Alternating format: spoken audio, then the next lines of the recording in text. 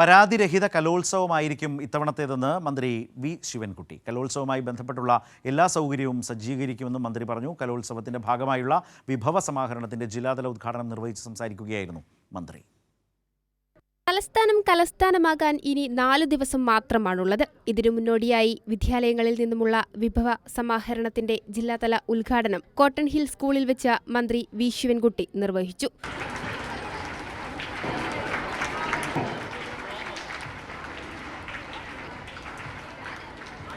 ജനുവരി 4 മുതൽ 8 വരെ 25 വേദികളിലായാണ് മത്സരങ്ങൾ നടക്കുന്നത്. ഇത്തവണത്തേത് പരാതിരഹിത കലോത്സവമായിരിക്കുമെന്ന് മന്ത്രി പറഞ്ഞു. 25 വേദികളിലാണ് മത്സരം നടക്കുന്നത്.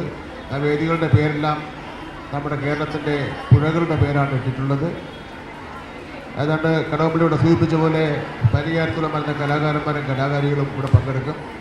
പരാതിരഹിതമായിട്ടുള്ള ഒരു കലോത്സവമായിരിക്കും ഇപ്രാവശ്യത്തെ കലോത്സവം എന്നുള്ള കാര്യം കൂടി ഞാനിവിടെ സൂചിപ്പിക്കുന്നു. മനുഷ്യസാധ്യമായി ഒരുക്കാൻ കഴിയുന്ന എല്ലാ സജ്ജീകരണങ്ങളും ഒരുക്കുന്നതിന് വേണ്ടിയുള്ള തയ്യാറെടുപ്പിലാണ് സ്വാസംഘം. സെൻട്രൽ സ്റ്റേഡിയമാണ് പ്രധാന വേദി. ഓരോ വേദിയിലേക്കും വേഗത്തിലെത്താൻ QR കോഡ് സംവിധാനം ഒരുക്കുന്നുണ്ട്. Thiruvananthapuram railway station, bus stand എന്നിവിടങ്ങളിൽ ഹെൽപ്പ് ഡെസ്കുകളും ഉണ്ടാകും. 249 ഇനങ്ങളിലായി 15,000-ൽ പരം പ്രതിഭകളാണ് ഇത്തവണ കലോത്സവത്തിൽ പങ്കെടുക്കുന്നത്. കൈരളി ന്യൂസ്, തിരുവനന്തപുരം.